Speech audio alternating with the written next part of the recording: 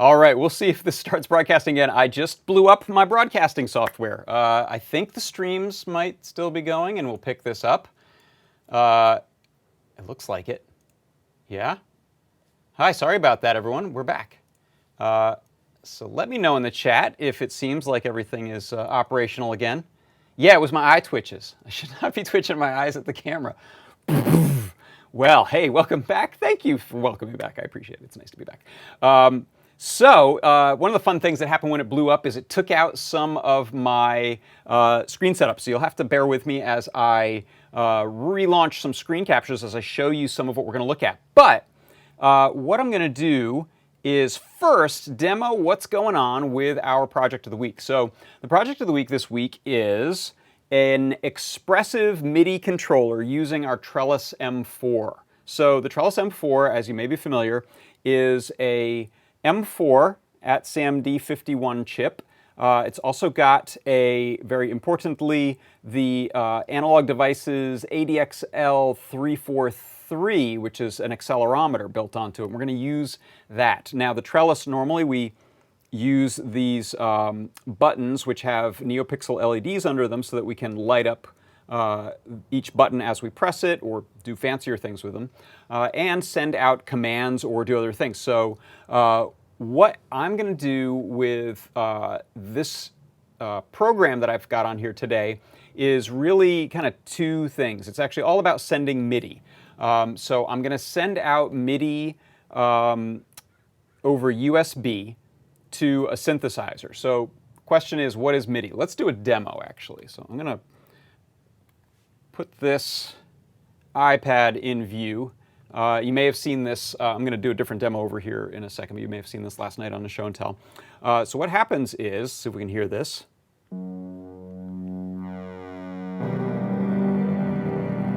Okay, so I'm just pressing MIDI note on and note off commands over to the software synthesizer that is running on an iPad. It's MIDI, not Mini, MIDI, Musical Instrument Digital Interface. I think that's what it stands for. MIDI, MIDI is what I'm talking about.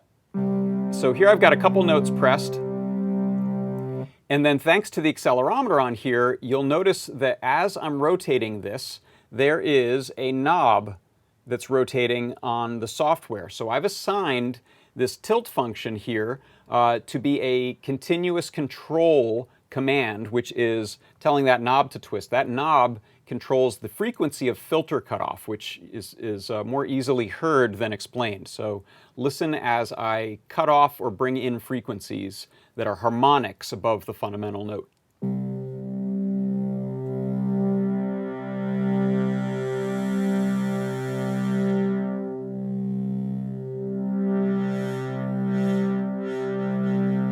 Okay, and then the other tilt I have going is pitch. So I'm going to tip it this way so I can play it a little better. So I'm going to tip to the left and right to adjust the bending of the pitch. It goes 2 semitones lower than the note I have pressed or 2 semitones higher than what I have pressed as we tilt it.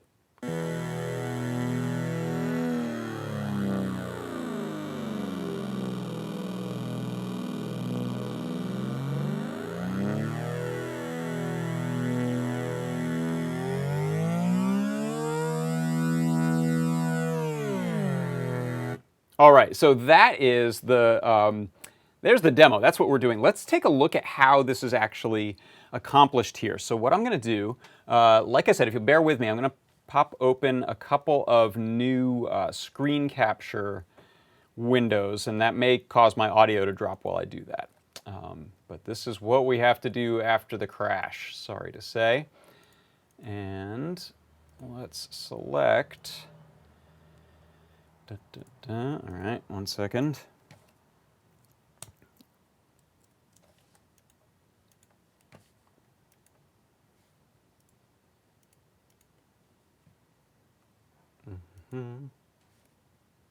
There we go, there's that window. Okay, so I'm going to open up a thing called Midi Monitor, which is going to allow us to look at the streaming USB MIDI information that's coming from our controller.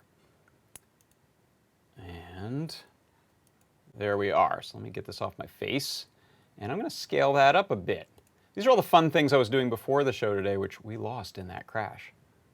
All right. So let's grab the controller. So the controller's plugged in here, and if I hold it perfectly still, you're not going to see any information. If I press a note, oh, let me tell it to monitor this. So I'm going to say as a MIDI source. Uh-oh. I think it thinks something is open and it's not letting me pick that. All right, I'm going to quit MIDI Monitor and reopen MIDI Monitor. So you'll find that there are actually apps like this available on iOS, on Linux, on... Oh, I'm not plugged into that computer. There's no way I can monitor that. I bet someone back there was screaming that at me. And so for pretty much any device that you can play a software synth and plug in MIDI devices, you can get this type of information. So let's bring that window back. And we're super close. Get ready for it. There it is. Okay, so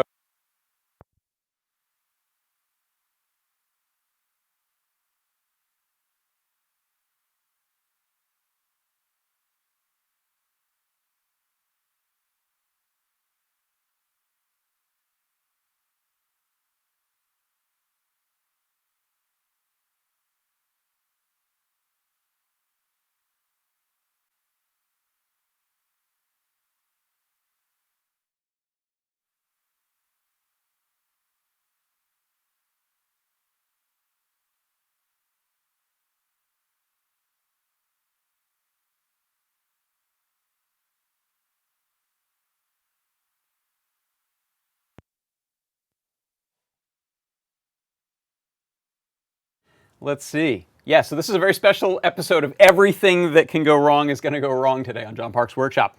Thank you, by the way, for whoever is hitting the button on my audio alert button box. That helps. Okay, so hey, how about, that would be cool if someone in the chat wants to tell me what part you last heard. Audio gone, 122, it's 123. Okay, so it looks like maybe just a couple minutes. Okay, good. So I got MIDI Monitor loaded, and you can see here it is, as I press keys on the Trellis M4, it's telling me the notes. So I have this set to, this is kind of in bass mode. So the lowest note I'm sending is MIDI 24, which is a pretty low bass note.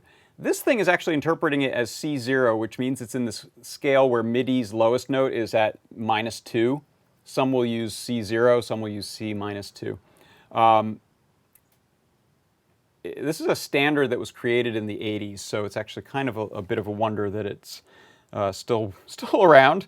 And there are, as you can imagine, a couple of little funny things you have to deal with, such as some competing standards there. Okay, so you can see as I tip forward, I'm going to move this window. All right, so you can see the values now. So as I tilt, I'm going to go from 0 to 127. Okay, so that's the granularity of most of these CC type of commands. Now, if I use this pitch wheel, this one has actually got much higher resolution so that you get finer sort of micro, not micro tuning, but you get finer gradation between pitches as you bend, otherwise it would sound very stair-steppy. So this actually goes from, I think it has 16,000 values, so roughly. So it goes down to -8192 and up to roughly that, positive. So the range on, there's a question from Mr. Certainly, why is the range 0 to 128 instead of 256? That's, in 1983, the powers that be that sort of ratified the MIDI standard decided that that was enough resolution for doing things like changing modulation and filter sweeps and stuff. And so we're kind of stuck with it. It's just, it would be nice if it were 256 levels, but by complying with MIDI, we are only allowed to send out information along that continuous controller CC. There are multiple channels of CC that we could send. Like if you see 16 knobs on a keyboard, those could all be different CC channels, but the data value goes from 0 to 127. I think there may be others that are high resolution, but this is the main one, is pitch wheel. So the reason you're not hearing anything is I'm not plugged into any kind of synthesizer on there. Let's go over to the workshop, sort of the workbench. Let me hide this. And we'll take a look at some other, I want to discuss some of these other synth options that we have. So MIDI, I gotta log into this computer here real quick. Wake up. I'm going to pop an overhead view. Oh, that's not plugged in either. Yeah, all the things are not plugged in. Stand by. I want my button box to work. It's just mad at me because it knows I'm working on making a new button box.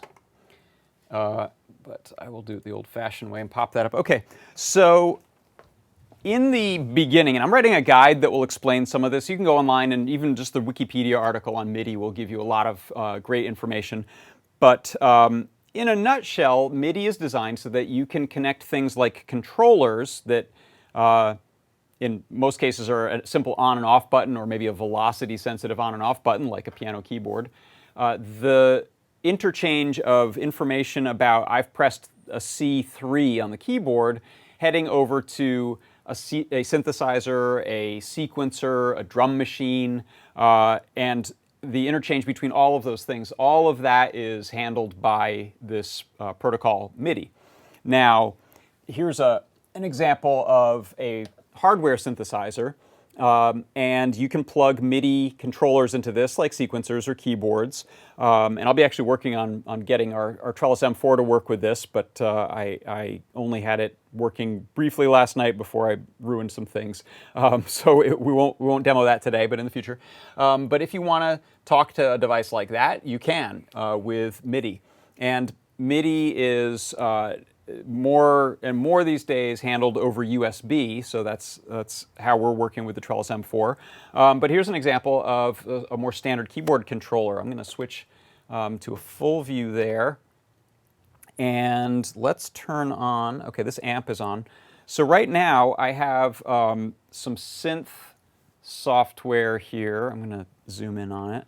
And this is a really nice free and open source synthesizer called Helm. H-E-L-M, Helm. And what you can see right now is that I have these different controls, which I can go in with the mouse and wiggle, and then there's a little keyboard down here on the bottom that you could play with your cursor, or you can plug something in. Right, so you can see here. Now, on a traditional keyboard like this, let me zoom out so you can see that keyboard. There's usually a pair of wheels for pitch bending and modulation. On very compact keyboards, it's often a joystick. So you'll see there's actually a parameter changing here as I move this joystick, and that is the filter sweep again. So let me hold some notes, and then I'm going to move that joystick up and down. It's going to affect the values of that filter cutoff.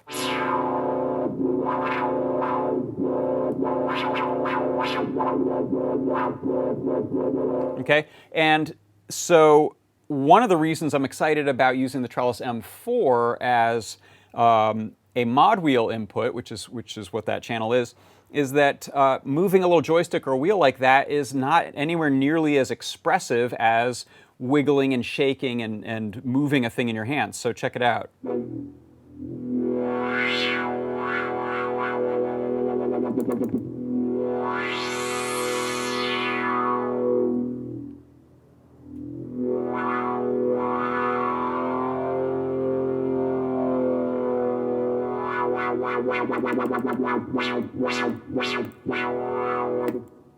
So you can see the advantage of an accelerometer over a simple sort of potentiometer or variable resistor of some kind, which is usually what we have in a mod wheel. And you can see on here I've got pitch as well.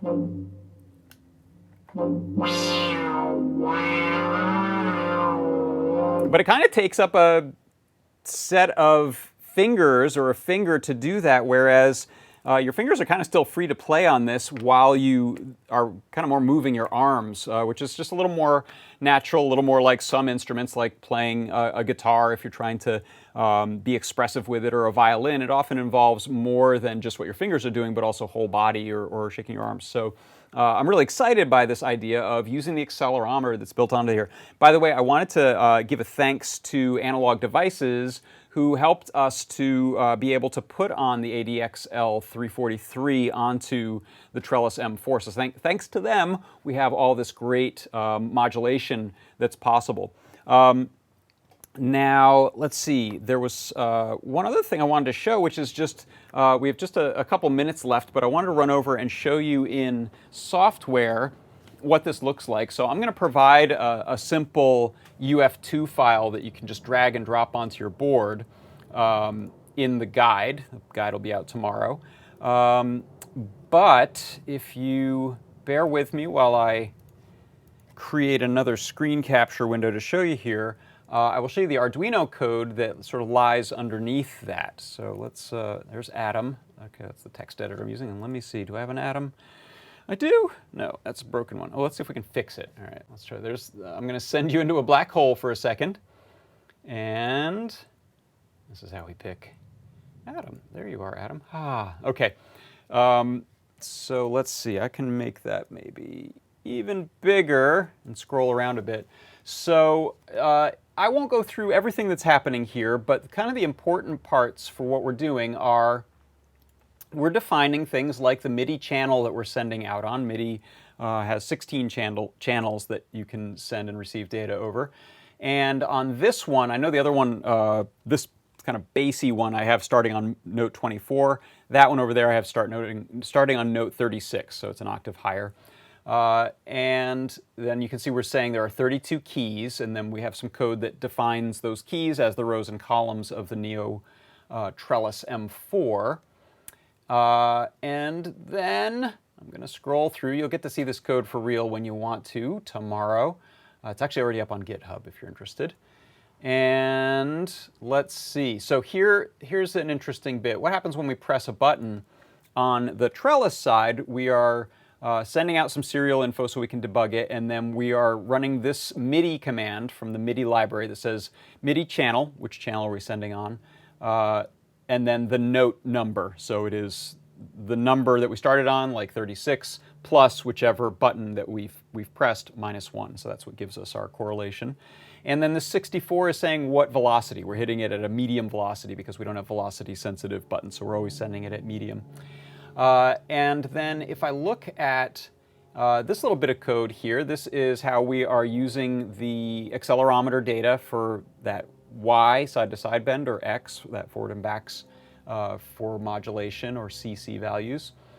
And then right here, these are the actual MIDI commands that send that note data. So if you want, you'll be able to go through, and you can see here we've got our color wheel to work with.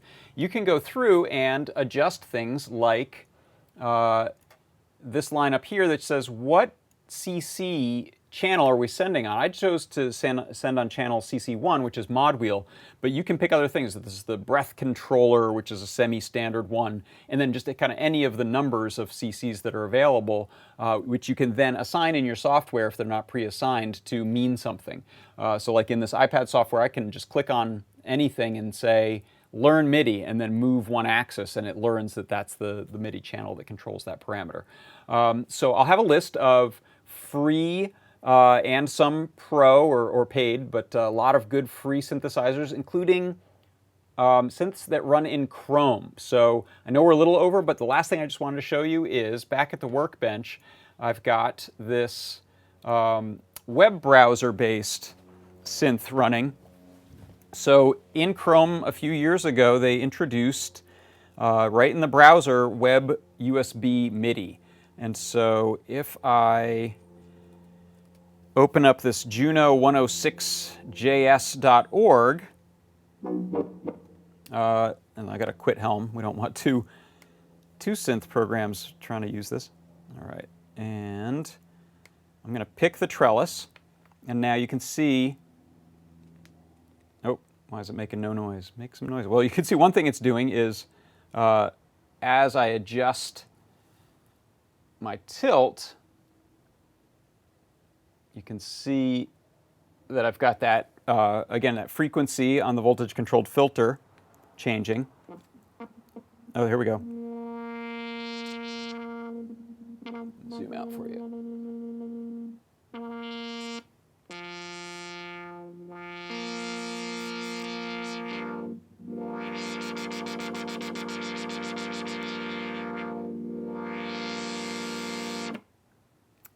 So it doesn't even take you installing something to be able to try out the Trellis M4 MIDI expressive controller. Just pop open a browser and look up Web USB Synth, and you'll find there's tons of great ones out here. This is modeled after a Juno 6, and it has sort of some very basic and familiar, sort of fundamental synth controls, and it's a lot of fun to play with. We can go and add chorusing. Let's see, can I get it to, oh, the filter cut off. Let's see. Let's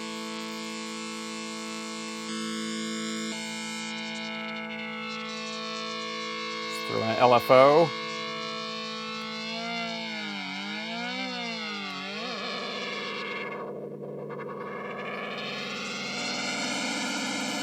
And we're ready to take off. So that is what we have for you today in John Park's workshop. Thank you for enduring the technical difficulties. At least it seems like we broadcast at a reasonable data rate today.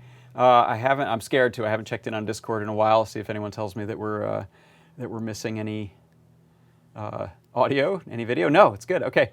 Well, I am going to hang out in the Discord chat for a little bit. I want to thank you all for stopping by and look forward to the guide coming out for the Trellis M4 MIDI expressive controller tomorrow. Before we go, one last reminder, we've got a coupon code that will get you 10% off in the store. That is ModWheel. And if you want, set yourself up an alert for the Trellis M4 because they are coming in and out of stock. So if you want to get one, you'll get an email and you can grab one and have a lot of fun with it. So thank you all so much, everyone. For Adafruit Industries, I am John Park, and I will see you next time.